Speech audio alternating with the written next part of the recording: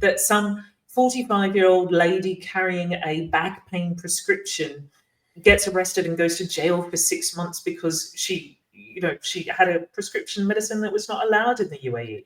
When we're not hearing about the people who have been jailed for several years over a credit card debt or that. So we're not seeing that side of Dubai, and we absolutely need to see more of that.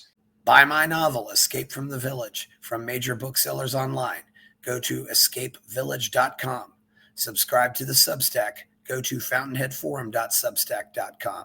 Support the forum. Go to buymeacoffee.com/fountainheadforum. Thank you. Welcome to the Party Pal. This is Fountainhead Forum 344. I'm talking to Radha Stirling, who is an attorney in Australia. She's also spent time in the United Kingdom.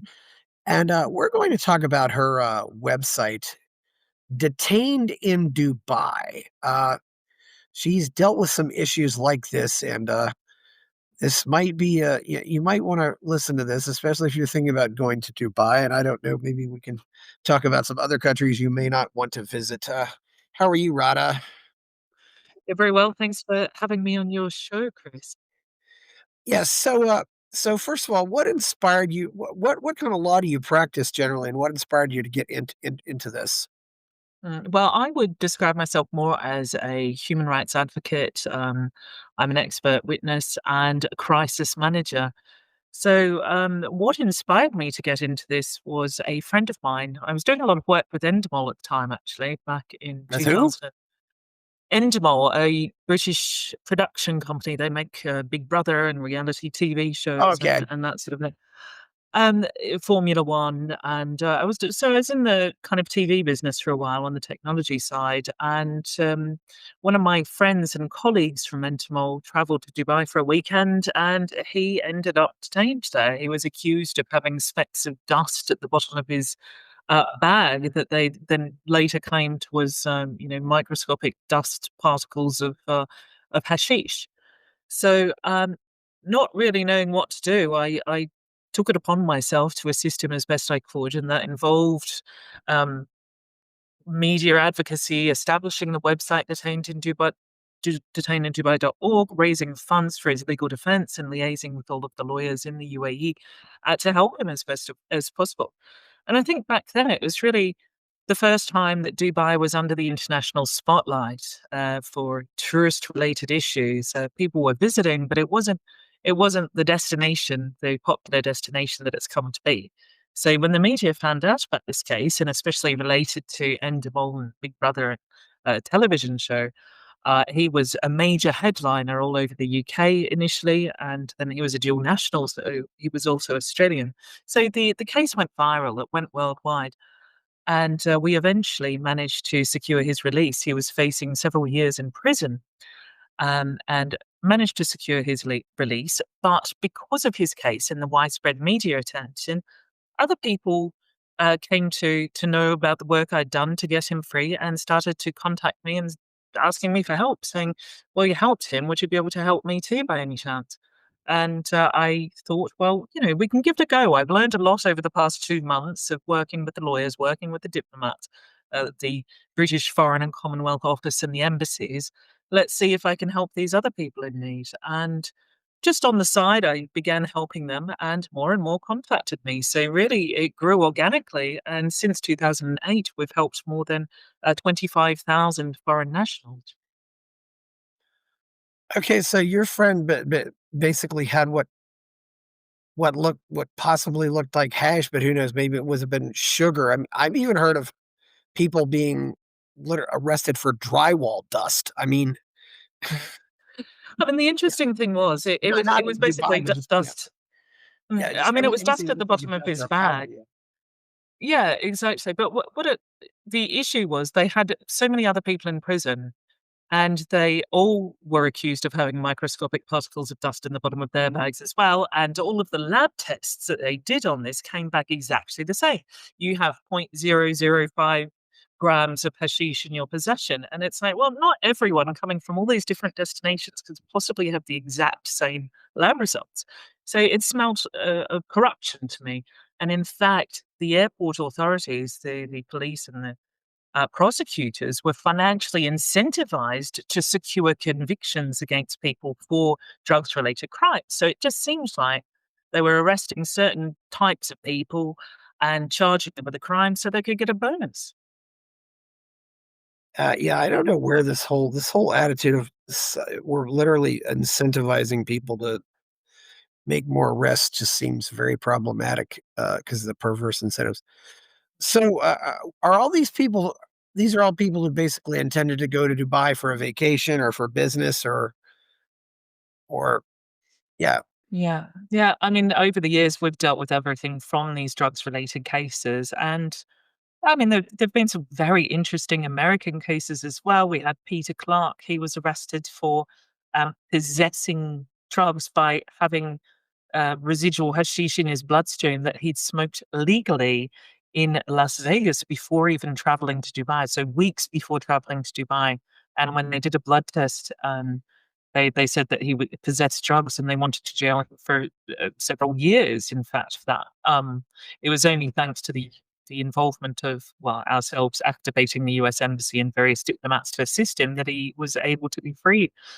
But over the years, it's been tourists, it's been expats, people who want to go and live and work in Dubai and perhaps enjoy the tax-free lifestyle that it provides, and also the sun, the exotic perception it has.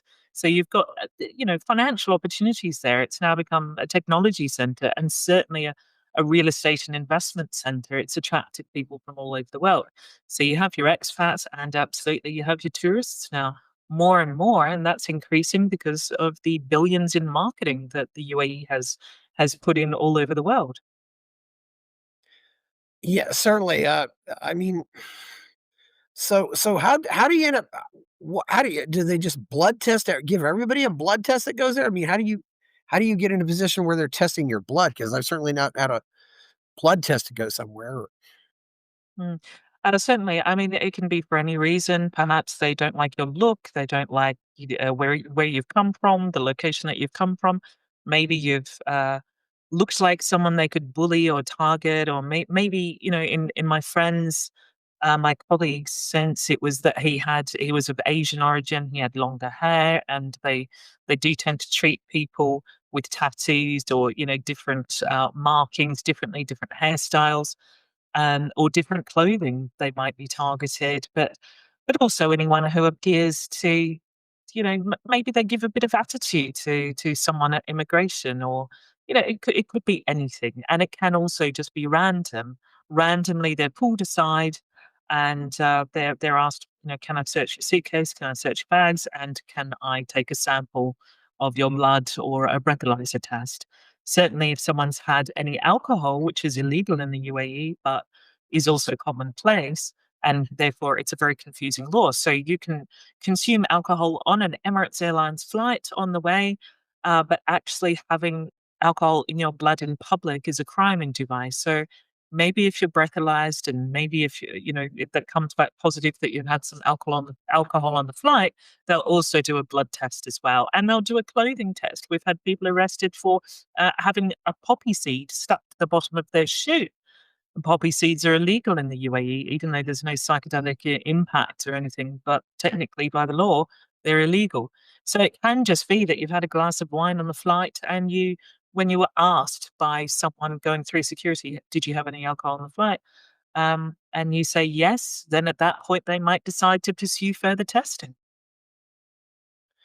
Well, this is not legal advice or immigration advice, but it's probably safe to say that you probably should just avoid alcohol if you go there, or at least on the flight, and check the bottom of your shoes. Goodness knows, I mean, you never know what ends up on the bottom of your shoes sometimes. I mean, that's just nuts. Yeah. I mean, Uh, that was a poppy seed from a bread roll. So, I mean, that a bread roll that he bought at the airport in Heathrow before traveling to Dubai. So there's all sorts of things that you just cannot prevent, the adverse legal consequences. And I think for most people, probably the biggest risk is their social media, their digital footprint, their platform. There's so many crimes that people perhaps wouldn't have even thought of crimes, including criticizing the government, criticizing UAE, sharing something that's offensive or derogatory or rude, or the list is extensive. But if you've done that from the United States or the United Kingdom before traveling to Dubai, and maybe you said something online 5 years ago or commented on an article 5 years ago, you can still be arrested on arrival for that comment in that article. And we've actually seen it. We've seen a woman was arrested for a private Facebook post that she'd made 5 years before traveling to Dubai. And it was about a private individual. It wasn't even on a public, post on Facebook. And it was strange because you'd expect that she couldn't be arrested being a tourist in Dubai for something said from outside the country, from the United Kingdom, where it's perfectly legal. And then she was prosecuted for that. Fortunately, we managed to get her out, but she absolutely faced 2 years in prison. What's when these people get detained, what's the average time that they're detained, and what does it usually end up costing them as far as money goes? I mean, that's really random. Yeah. Of course, yeah, very random. Some people, it really depends on the sort of support that they receive. I mean, for example, we managed to get JD Vance involved in one of our cases last year of Joseph and Joshua Lopez. Now, as soon as JD Vance got involved, they were home within the space of a couple of weeks. But without that support, they would have definitely faced a lengthy time in prison, particularly given what they were accused of, and I say wrongfully accused of. So it does depend on that support. It depends on their nationality. It depends on largely their race as well. The UAE is one of the most racist countries that I have dealt with. So, and they're kind of open about that too. So there are those issues. If it's drugs, you're going to see 3 years for possession. If you maybe shared some of those drugs, let's say it's like vapes or CBD oil or something that's perfectly legal in your own country, and you shared that with someone, you can be charged or convicted of trafficking. You could be for bringing it into the country, trafficking, or dealing if you happen to share it with a friend, or there were multiple parties found at a certain location in possession of things like CBD vapes, and then you can face 7 years or more in prison.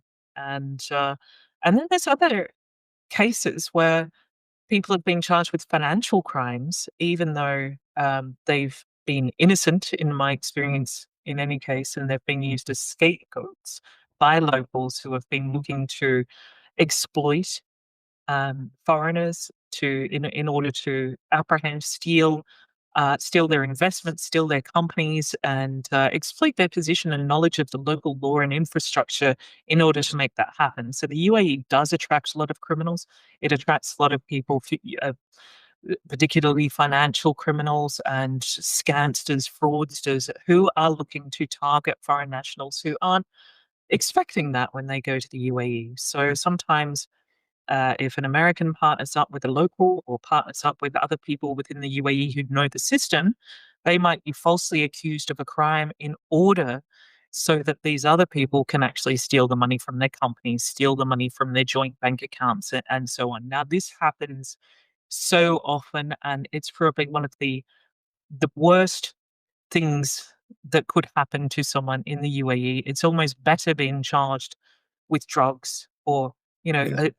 a normal crime than it is to be accused of a fraud or white collar crime, because they end up with 20 years in prison, 25 years, maybe life in prison over something that often didn't happen. And that's the real issue. They have no chance really of a pardon. And we can see that. We have actually Americans and British citizens who have been locked up for around 20 years based on allegations that really didn't have any evidence. And that's the Mhm. other thing in the UAE. A mere allegation is sufficient to obtain a conviction through the courts in the UAE. There doesn't have to be the kind of evidence. There's not that burden of proof that we have in the United States that you would expect of any reputable legal system. They don't have it. If someone has influence and they have power, they call it wasta in the UAE, and they can use that and exploit it. And that's all that's required to get a conviction on someone else, someone that person wants to lock up, someone that whose assets they want to steal. So it's not a case of you can warn people or they can be careful or like people just assume that there's criminality involved if someone's convicted, but in the UAE there's not. It just means someone pointed the finger and had enough influence to manage to get them locked up. And it absolutely doesn't mean they're guilty in the UAE. Yeah, that sounds certainly like the case. I mean, it's safe to say that you really shouldn't be taking illicit drugs no matter where you go internationally because you're going to have to cross the border. But uh, and the financial crimes, that was something I. Who are the people? What countries do they like the least? You said they're racist. Is it mostly the East Asians or? Yes, I mean, if we're talking about the abuse of women, if we're talking about the way that people are treated once they're in the penal system, so that's once they're arrested, how are they treated by the police? How are they treated by the judges in the courts and in the prison sentence, prisons post conviction? Then we would say that Africans and Southeast Asians are treated the worst. And yes, white British Americans will be treated the best, but even that's not very good. But then what we do notice with Western nations is the minute that you do get someone who's of African descent or Asian descent, even though they're a British or an American citizen, they will be treated completely differently by the police and differently by the courts as well. And it's noticeable just by looking at it. I've given evidence of this in extradition cases in the past. It's no secret. And it's brazen. They will actually say it to the person that they've arrested. The police will say, if someone says, "Well, I'm an American citizen, I'm a US citizen, I want to speak to my embassy," they'll say, "Well, you're not really American though, are you? You're actually African." So they're very honest about it. They will say it up front. It's not secret. And they're proud of it in a sense. So you can expect that, by your own government, there will be no difference of treatment. But with the UAE police and the infrastructure there, you will definitely be treated differently. And they make it very clear that they disrespect you more depending on the color of your skin. Absolutely. Yeah, that's easy to believe. So, have you also dealt with any situations with people who weren't at the border? I mean, I hear. I mean, I suppose this podcast could just get us in trouble, but you hear about things, people being arrested for kissing on the beach and stuff like that. Have you ever dealt with anything like that? Absolutely. I mean, we've had numerous cases over the years, whether it's holding hands in public, kissing hello in public, hello on the cheek, mwah, mwah, just typical behavior for many different nationalities. Um, so holding hands, yes, there's been sex on the beach. There've been allegations of kissing or intimate behavior in the back of taxis, or all sorts of things like you would see in some of the movies these days that represent the UAE, like the Sex and the City movie. I think covered that quite well. In that, yes, there is that. They have tried to tone that down a little bit because, all of those cases, they hit the media. Dubai doesn't actually want cases that affect tourism in the media, and these were just coming up again and again.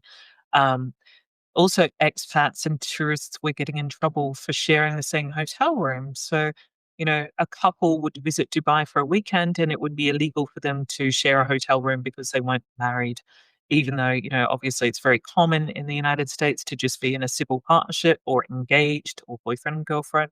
But that was just not allowed in Dubai. And that was getting people arrested, getting them prosecuted.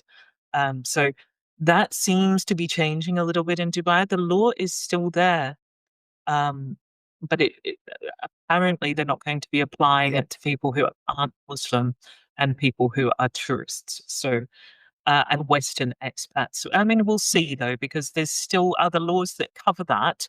So such as offensive behaviour. So if someone is offended by your behaviour, you can still be charged. So it's not a complete get out of jail free card, but we'll see how it goes. And Dubai is just one emirate, and other emirates are a bit stricter on that as well. So it's something people need to check. Well, Dubai seems to be the one that's the most famous. I mean, I've also heard stories, for example, of somebody gets bad service at a restaurant and they start to complain and maybe they get a little bit too loud, but then they're arrested because they complained about bad service at the restaurant. Or have you dealt with some stories Yeah. like that? Or I mean, yeah, absolutely. I think restaurants, hotels in the UAE should not invite people to give feedback because they can't take it unless it's 5 stars. And we've had clients just recently. Craig Valentine was one of them. Just recently having been arrested for leaving online reviews on companies. So, I didn't like this company, their service was bad. Or, I mean, many clients have been, as soon as they say something negative about a company, and it can be a utility company, it can be a bar, a restaurant, a hotel, a taxi service, or a rental car agency. But if you go online and you leave a review there, you can absolutely expect a criminal case to be opened against you, and it has led to arrest. So people don't think anything of it. They go to a hotel, they didn't like the service, something happened, they write it on their online review on Google or something. And then 6 months later, they decide to come back to Dubai. On arrival, they're arrested. So ultimately, this gets down to the big question of is why do civilized human beings go there? I mean, it's People from interesting, isn't it? civilized countries go there. Yeah, why? If I'm from a civilized country, why would I go there? Mm. I mean, I would say that has something to do with the billions of dollars that have been pumped into marketing. Everywhere you go, every newspaper you open, there's positive articles about Dubai. They have paid and they are proud to announce that they're paying influencers to market the country. You go on TikTok, you get on a Dubai algorithm.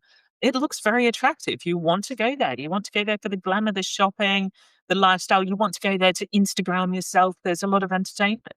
It's been like the Las Vegas of the Middle East for a long, long time, and I think that's a big issue because we're not seeing the balanced view. We're not seeing that these things could actually happen to the average person. That some 45-year-old lady carrying a back pain prescription gets arrested and goes to jail for 6 months because she had a prescription medicine that was not allowed in the UAE. When we're not hearing about the people who have been jailed for several years Yeah. over a credit card debt or that. So we're not seeing that side of Dubai, and we absolutely need to see more of that. So where are they getting? I mean, obviously, building all these buildings and all this fancy stuff, they have to be getting money from someplace. Mm. Yeah, I mean the UAE has focused and relied heavily on tourism. Obviously, it's security trade deals with other countries. It's highly valued by its Western allies, and it's doing deals with China. It is up there, and Well, it's only getting stronger. It's just done another deal with the US on technology infrastructure, AI, and they're going to get stronger on that point. I think also they're a great offshore center. They're an offshore financial center. They've got an international arbitration center. They've got financial court. People are investing money just in their offshore infrastructure. And in a sense, it's providing a lot more freedoms than have been provided by the West. They're not overtaxing people. The West is overtaxing entrepreneurs and over-regulating entrepreneurs. So they want to go to somewhere like the UAE that has a kind of modern infrastructure. On the surface, it looks that way. yeah. But also the freedom to innovate. There's not all of these restrictions, and it feels like you're not getting tied down with all these tax returns and everything. Like there's a lot of advantages, and people might be willing to overlook some of the risks to get those advantages. Yeah, that's what I'm figuring out. I mean, and of course, I wouldn't go there. Well, I said, well, what's around? What's all around it? Oh, those aren't civilized either. So, uh, yeah, so it's really, it's re- so but it's very unlikely that something like this would ever happen to Elon Musk. I mean, if Elon Musk was kissing, I mean, would Elon Musk be arrested if he was kissing on the beach, or they'd probably just leave him alone? I mean, Well, that's the other thing is they bring in these influencers, they bring in these celebrities and TV stars, they bring in people like Ricky Martin, who's openly gay, who's gay married. Of course, none of them get charged, none of them. And as soon as they do, if a policeman accidentally arrests some sort of celebrity, they'll be out very quickly. They want to cover it up. But the issue with doing that is when you don't apply the law equally, it's really confusing, and that has been the biggest issue, I think, with Dubai is the contradiction. On the one hand, you walk into a hotel lobby and there's prostitutes everywhere, and yet you're not allowed to hold hands in public or share a hotel room with your partner. So it's very, very confusing for people, and this creates more of a problem where people think things are legal that aren't actually. And yes, no, I would not think that Elon mhm, Musk would be arrested at all. yeah.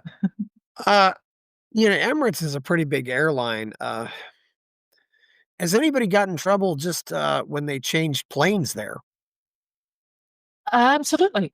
People who have been to Dubai in the past or lived in Dubai in the past and are just transiting through, not even, getting off the plane, have been absolutely stunned that there has been law enforcement waiting for them, actually boarded the plane and physically removed them. Some of these were over the most ridiculous things. One of them was over like a fine, a driving fine. One of them was a utility bill. Others have been, credit card debts to the tune of $2,000.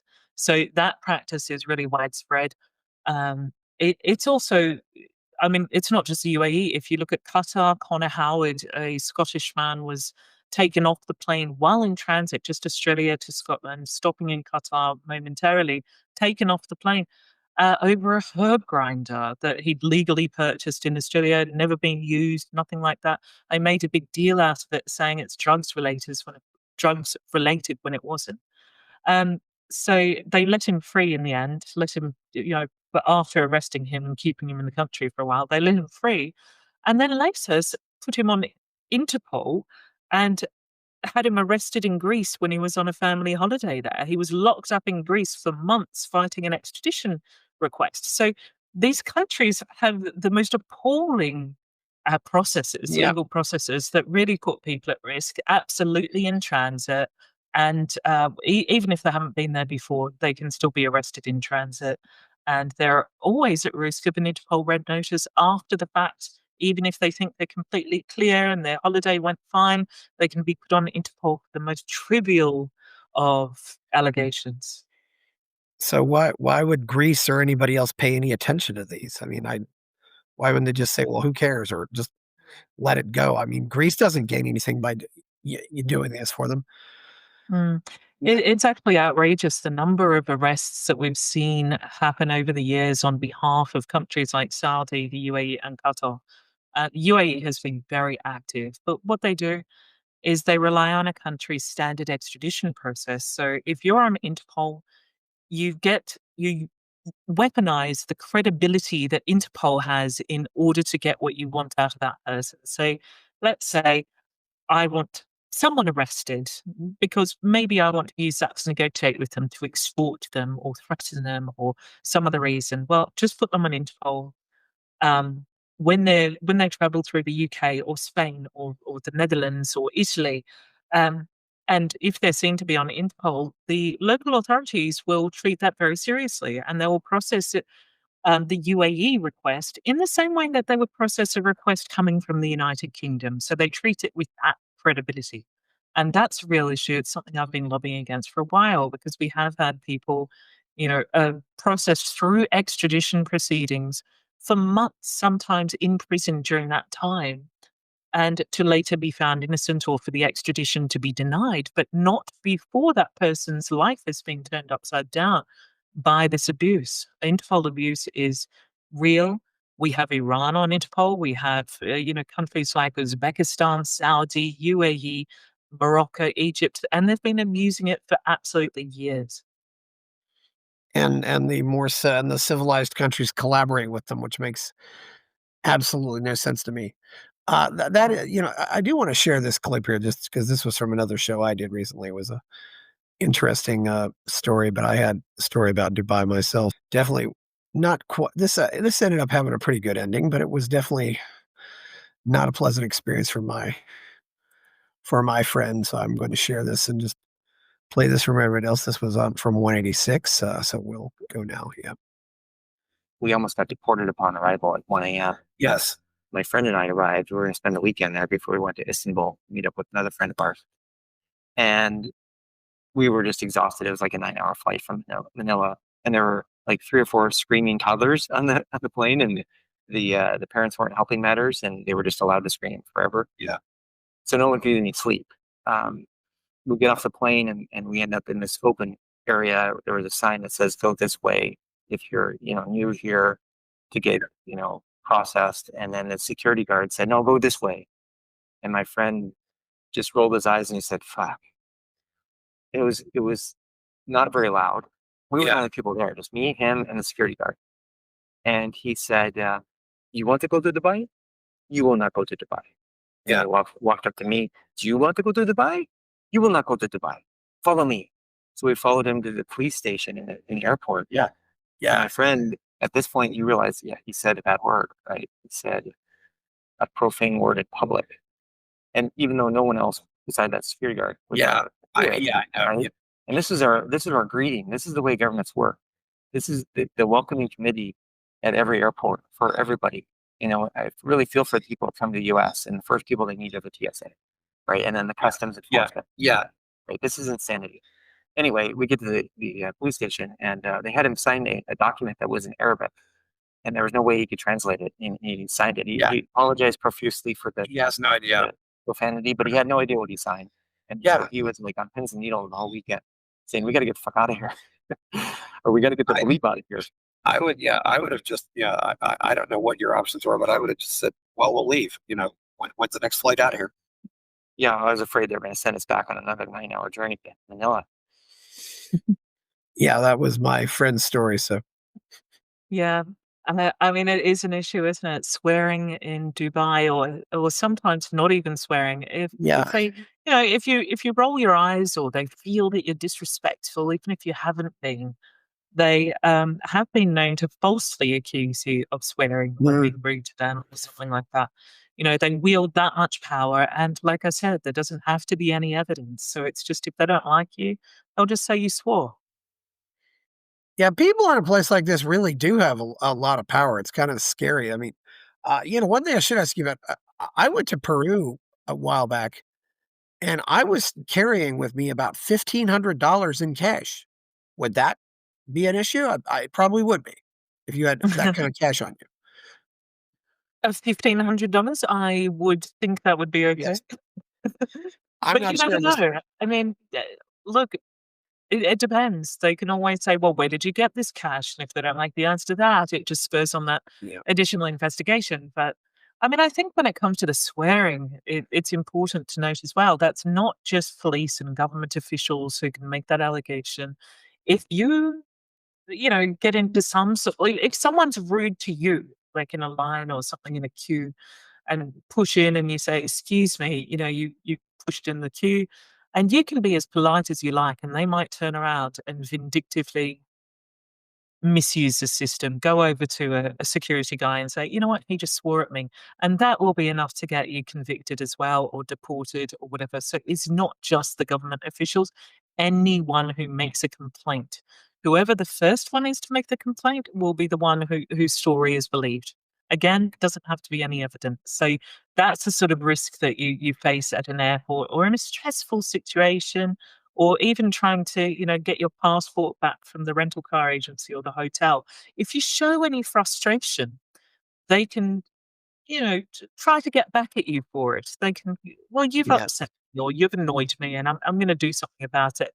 Maybe it makes them feel good. When you meet some people and they're just, especially at immigration, and they're just on this power trip, aren't they? Like just trying to claw back that little bit of power they've got, and upsetting everyone. People who are unhappy with their own lives don't mind throwing someone else under the bus. In fact, they enjoy it. So you've got those personalities operating, but with the power of the law at their fingertips, and you've got a real recipe for disaster.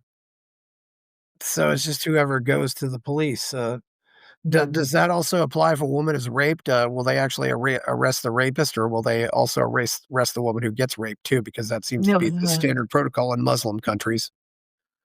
well, I mean, that's what we've seen over the years as well. Something I've been speaking about for over a decade is women who have been raped often have been jailed for sex outside marriage or accused of adultery. And adultery being a very, very serious crime in these countries. It was so bad that it was to the point where embassies, the British Embassy, the US Embassy, and the Australian Embassy were telling rape victims, "Don't report it to the police. Get out of here, go back to your own country and report it from there because you don't want to end up in jail for reporting this." And Yeah, absolutely. that just, shocking. But the worst part is the embassies know this. They warn the girls who come forward. And in one case, it was actually a teenage boy who'd been gang raped. And so if the embassies are willing to warn the citizens not to report crime, they should say that on their travel warnings. They should have it very clear on their travel warnings that these are risky countries where if you're raped, you shouldn't go to the police and report the crime. Because if they actually told people up front what this place is really like, either they wouldn't go there, they'd have the informed choice not to visit the country, but also it would encourage those countries to improve things, to change the laws, to make this, not happen on a regular basis. So it's doing a great disservice that Western countries don't give sufficient advice to traveling citizens. Well, unfortunately, the West is completely emasculated. I mean, the West doesn't seem to see things like the Bill of Rights or the Magna Carta as virtues anymore. They glorify these Mm. they glorify these barbarians. You probably figured it out already. I'm a non-believer, which might get me arrested just for that going to these countries, and they certainly make me proud of that because it's. I mean, if giving people lots of money and giving them fancy buildings doesn't make them civilized Mm. if they're not civilized. It's a, Mm. and I do want to go over. You also mentioned Qatar or Qatar. Are there uh, any other places that we should be aware of besides that? Even places where we might not even want to change planes. Yeah. I mean, the my focus has naturally just evolved based on who's contacted me and asked for help, and most of them have come from the UAE, Qatar, and increasingly Saudi, because Saudi is starting to market itself again as a destination for investment, and ultimately they're looking to be a destination for tourism as well. They see the money, they need the money, and they've already started planting that. But the thing is with Saudi, at least you have an idea of what it's going to be like there, and you know what you're in for. You, Yes. it's the UAE and Qatar that are the real issues because they're portrayed as these modern countries. And, you go there, you drink, you party, there's, you know, prostitutes everywhere. You think, it is the Las Vegas of the Middle East and you do feel safe in that sense. So I'd say those countries are the ones to watch, obviously. Yeah. And we've had I mean, I think people know that Egypt and Morocco, North Africa are also concerning to travel through. But the main tourist hubs and the main transit hubs, when you're in America, you're going to Asia, or you're Europe going to Asia or Australia. Of course, most of the flights are going to stop you in Doha or Dubai or Yeah. Abu You Dhabi. might go to these places on the way. Yeah. I was I've been on Turkish Airlines and I've changed planes in Istanbul twice, which seemed pretty hassle free. I mean, Yes. I didn't. Yeah, that's in fact that's one of the literally. I mean, literally after I got off the plane, all I had to do was show my boarding pass. I didn't, to get into the next area. They didn't really care. That was Istanbul. It was. I think Istanbul is an underrated destination. I think it's underrated as a hub. They've got some great flight paths, and a Yeah. lot of people are starting to choose Yeah. Istanbul over Dubai and Doha now. I think just because of those risks. Well, Turkish is also goes the most countries. The biggest complaint I'll say about Istanbul is you're changing planes there. It's more. There's hardly any food options there. They need to put in a few more restaurants, but I mean, they certainly got the shop. Yeah, but it's got a lot of nice things to say about that airport. But yeah, Mhm. uh, yeah, because I was actually going from Europe to Mongolia, and I could either go through Istanbul or I could go through Moscow, and those were the only. I mean, those were my two options, unless I wanted to go, east of Mongolia and come back. So Yeah, yeah. I think Istanbul's a good option. I mean, look, I'd love to be able to sometimes when I look at the flight paths, I'd love to be able to stop in Dubai if I could, but at the same time, I mean, I certainly couldn't. And it's kind of annoying that there's so many options going in that direction, pushing people in that direction. How much are they paying off our Western governments to buy those flight paths and that encouragement? And that's something we should look at as well. We're literally almost forcing people to these countries, I would say, and without giving them proper advice in advance. well, yeah, you've got to give the advice. But sometimes those State Department advisories aren't that great anyway. But I mean, I know from experience. I mean, I've been to Acapulco quite a few times, which is not considered a safe city in Mexico at all. But I'd much rather go to a place where I'm afraid of gangs where I have to worry about gangs than a place where I have to worry about the police or the government or whatever. Because Well, that's it, isn't it? yeah, I mean, you might feel completely safe in China, but what are their cops like? What's their legal system like? I mean, that is more frightening, absolutely, than having to negotiate gangs or, staying safe in the evening when you go out. I agree with you. well, that's interesting because when I came back from Mongolia, I changed planes in Beijing, and I was asked to show my passport 4 or 5 times. And I just thought to myself, I'm not coming back here. No, not even to change planes. So, Mhm. really, there's a lot of yeah. I think it's important too, just before you travel, talk to people. So social media makes it so easy to find. It's so easy to get out and find somebody else who's visited someplace before you go there. I mean, you can find out what their experiences are. That was how I found you, but I'd heard other stories about Mm. Dubai. You mentioned Qatar.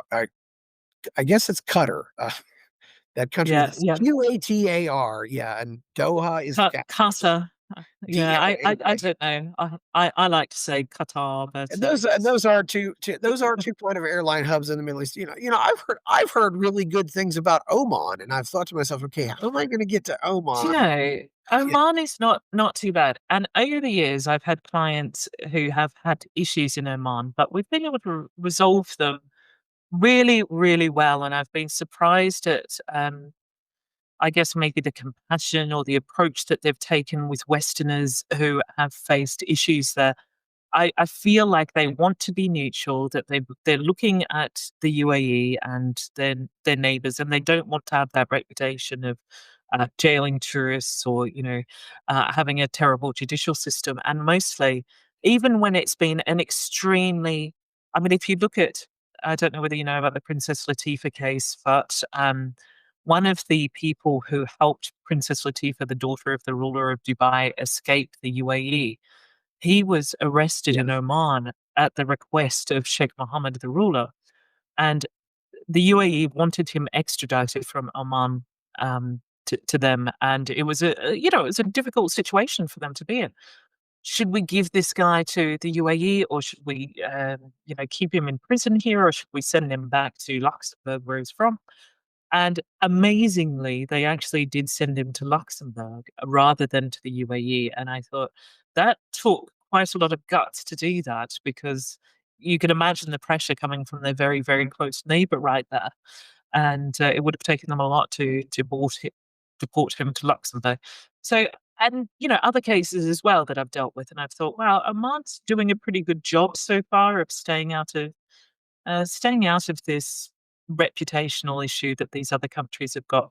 I know a lot of pilots. I've done a lot of work for pilots and cabin crew and everything because they seem to, they travel to these countries a lot, have issues. They've got employers who are local. But yeah, I've had a lot of pilots who have lived in Oman and they've reported it to be very safe and no issues with the justice system there. I think so. A lot of these countries, the people living there are nice, but they've just allowed their countries to be taken over by sociopaths, and they just don't seem to want to resist it for whatever reason. I've Yeah. I mean, it's just, you look at some of the places where there's a lot of oil and just other things. I mean, and of course, I can't get, forget the fact that the 19 hijackers were from Saudi Arabia too. I mean, on 11 September 2001. So it's just, but certainly, I mean, do you have any other suggestions, about, uh, I think we can probably agree that you shouldn't go to North Korea. I mean, I don't know. If you're American, you shouldn't, but other countries, I have to say this. I'm dealing with a case at the moment. It's a crypto case. A British citizen went to North Korea to go to a conference, and it was fine. He stayed there 3 days. He didn't like it. He came home, and now the FBI wants him, and they said Yeah. that he violated sanctions in going there, but he's not even American. So yes, of course, Mhm. if you're American, don't go to North Korea. Well, And apparently, if you're British as well and there are any other Americans near you, run. there was that guy named Otto Warmbler who went, and I guess he took down a poster in a hotel room as a souvenir or something, and got arrested, and then they released him, and his brain damaged and he died. And I thought to myself, this was wrong, but I'm just like, You shouldn't have went there, dude. I've also heard that Turkmenistan is just as bad as North Korea, so you not want to go there, but just any other places we don't want to go to because Turkmenistan and North Korea are the two places where you have to be part of a tour group if you visit them. You can't just go there on your own. So And it doesn't sound very attractive. And I know North Korea is trying to kind of sell itself as a destination for skiing and this kind of thing. But no, it's certainly not on my travel list.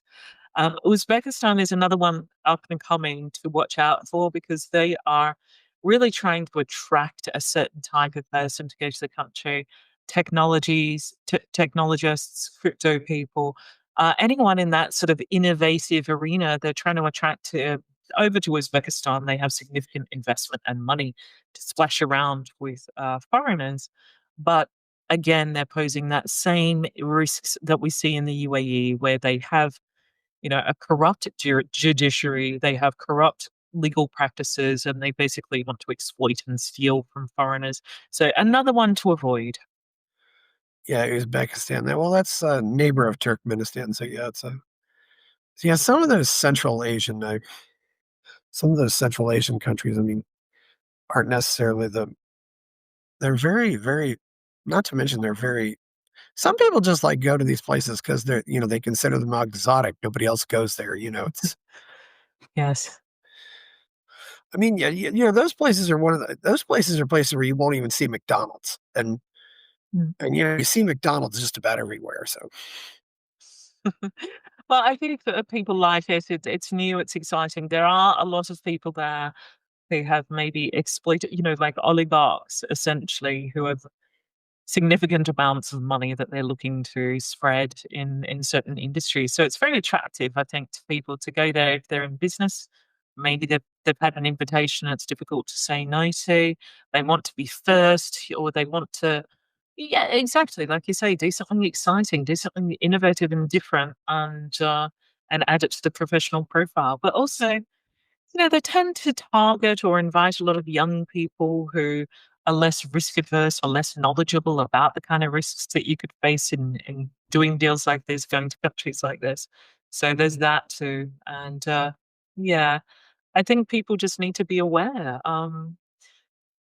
that in a corrupt country where you can't count on your judiciary, you can't yeah, count on then anyone can exploit that corruption. It's not just a corrupt government you have to worry about. It's anyone you come across who wants to exploit that system. They'll be able to, and that's the real issue. and the people who live there probably know how to exploit it better than you. Not to mention Yeah. they know the language. Absolutely. Yeah, yeah. I don't think you're going to stand much of a chance. Yeah, it certainly seems like you're very well traveled. How many countries have you visited? Oh, I don't think that many outside Europe, America. Okay, yeah. No, no. I try to stay away from these Or countries. maybe So maybe you just meet lots of people from all these countries. I think it's just my client list. Yeah. Yeah, yeah. It's a very any other place we think you probably should avoid. I mean, I've certainly heard places that you should avoid just because of the danger, but uh, I mean, yeah, yes, I think if we were to look at that, it would be countries that are high on the corruption list, where you're not going to get those legal protections that you might take for granted. And I mean, of course, you can't 100% criticize many of these countries anymore. Like you look at the UAE, and there's no free speech there. There's strict cybercrime laws, and no VPNs allowed. But then you look at other countries in the West are now starting to follow this similar uh, prototype of government in a sense, where we're feeling like our rights maybe be under fire. And so, I mean, that's something to look at. But yes, I would say I judge a country often based on their freedom of speech, protections, and access to fair and impartial justice. And I think that's the best way to choose a travel destination. yeah, certainly. And if you find people there's a lot of reasons to go there. I mean, I don't know. It sounds like people go to Dubai buy more for business. I don't know if the Las Vegas of the Middle East, which seems odd because nobody's going to care if you're kissing on the street in Las Vegas. It's Mm. Well, I mean, yes, but I'd say there's more prostitutes publicly, like right in your face in Dubai than in Las Vegas. Uh, Look, it's one of those cheap destinations for Europeans anyway. So you have British people thinking, Yeah. should I go to Ibiza in Spain or should I go to Dubai? Dubai's a bit more exotic. I may as well go there. And the flight cost is about the same. So why go to Spain? Spain's boring. Dubai's a bit more exciting. And I think young people want to go there as well. They're watching all of the TikToks and entertainment and celebrities promoting the place, and they want to do their shopping. So they're comparing it against Spain, Italy, and yeah, it's somewhere new, somewhere they can maybe get that luxury that you can't actually get in many other locations. I guess people just want to go see different things, go to different places. It's well, I don't have much interest in going there. Maybe I'm too much of a coward, but I I I was in Armenia once when we were within shooting distance of Azerbaijan, though. So I didn't realize it, but my driver took me on this road. So, but, we were just driving from Yerevan to Tbilisi, but but I didn't realize we were going to get that close. But yeah, we got that close. We saw. Oh, it's a small place, isn't it? Yeah, but Easily. those two countries were still officially in a state of war at the time. Yeah, yeah. You don't want to get close to a border in that case. Not always, but he knew the area. But the driver knows the area. He doesn't. He's got to protect himself too. As a really wonderful people. That's the thing. There's so many wonderful people. And certainly you've got all these different kinds of foods everywhere. They all got their own ways of preparing things. One thing too, so I've heard from Qatar and Dubai, though they're both extremely hot places, right? I mean, it's always Absolutely. Yes, but I think that's why most of them come to Europe for the summertime. I mean, it's usually about 40 degrees Celsius or 100 degrees Fahrenheit. It's Yeah. pretty hot in Australia too. So before I go, I wanted to ask you what do you think is going to happen with Australia? In what sense with Australia? It's a little Politically, concerning at the moment. I mean, I mean, after Corona, I don't know if you know Topher Field, but I had him on. He did that movie Battleground Melbourne, which was about all the COVID restrictions. I mean, I was actually in England during that time, Yep. fortunately, because I mean, Melbourne really embarrassed, I think, all of Australia on the world stage in the way that they handled the lockdown and COVID. There has been some push towards getting accountability for mandated vaccines. But I think Australia right now, I mean, they just re-elected Labor, um, the Labour Party, and I think they're suffering the consequences of that now with the increased taxation, increased expenses, and a real solid push towards digital ID, government monitoring, just Oh, ramming through the most absurd and disgusting legislation with very, very little public consultation. I think Julie Inman Grant, who's in charge of, social media and social media laws, and basically an unelected bureaucrat who is an American citizen as well. So it's a funny thing because in Australia you can't be a dual national and be a senator or a prime minister, um, okay. but you can have these unelected bureaucrats in more powerful positions, it would seem, creating this legislation and pushing it through, um, that are dual nationals. And I think Julie Inman Grant, who's had a few public spats with Elon Musk as well. I mean, she was previously offered a job by the CIA. She's worked with American companies, Bill Gates in the past, and it just seems like quite a conflict of interest to have her regulating the social media in Australia at the same time following that globalist agenda. And I look at the United Kingdom as well, and they're ramming through all of these surveillance protocols. That seems to be where the world's heading. And I'm not sure if we're going to be able to pull it up because it seemed, it's all of this is going through. It doesn't matter the party, doesn't matter whether it's Labour or Liberal or Democrats or Republicans. It seems to be getting through. And there is such a push, both financially and otherwise, whether it's technology companies, whether it's governments, whether it's globalists, or, they all want the data, they all want the control. And I think people don't realize how serious an issue it is. I mean, for me, it's one of my strongest voting points as well. So if I see a party or an individual who's adamantly opposed to these additional controls and restrictions or regulations, I'm probably going to put that as my number one voting point. So, Yeah. I mean, that's deeply I feel about it. I think Australia's going in a very, very bad direction. I worry in general about the whole Anglosphere. I mean, not just Australia, New Zealand, England, Canada. I don't know where all of these countries are going. I mean,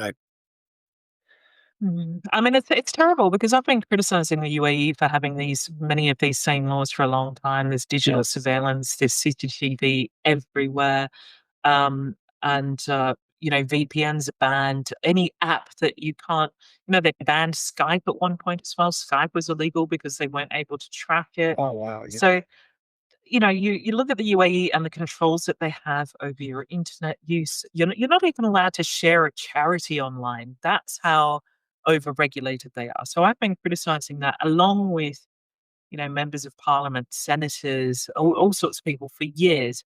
And now suddenly we're doing a lot of this as well. It's quite confronting and shocking that it's difficult for me to criticize these Middle Eastern countries when we're doing exactly the same. And it's highly disturbing that we're doing exactly the same as, what we've been discussing in Parliament and Congress, as a negative thing.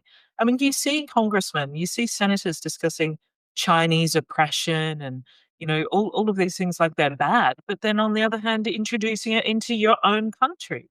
I mean, it's outrageous. Oh, I know. I don't understand at all. I mean, I had my dad had a lot of cousins who fought in that war 80 years ago, and I just, I said my cousins fought to bail Britain out. What were they fighting for? It's to see what Britain is now. And there's so much tradition that came out of England and Scotland. It's just so, whether it be John Locke or Milton or the Magna Carta, it's just. But I mean, you see it now. You see the prime minister saying, "We're really proud of our free speech." What free speech? You locked up that Lucy Connolly, a mother, for Yeah. 3 years for a social media post. How is that any freedom of speech whatsoever? And I then they let something like Rotherham happen. It's just so ridiculous. I mean, they don't go out and prosecute the real crimes. It's well, anyway. I think we covered everything would want to cover here. You have anything else to say before we go? no, I think we got some important topics done there.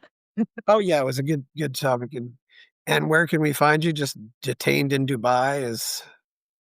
Yeah, detainedindubai.org and on X as well, just Radha Stirling, RADHASTILING. Okay, yes. Well, please like this video, like the show, subscribe to the channel, go buy my novel Escape from the Village. People are giving me money, buy me a coffee. Check out my Substack. I'm Chris Baker. Thank you, Radha Stirling. We're out. Buy my novel Escape from the Village from major booksellers online. Go to escapevillage.com. Subscribe to the Substack. Go to fountainheadforum.substack.com. Support the forum. Go to buymeacoffee.com/fountainheadforum. Thank you.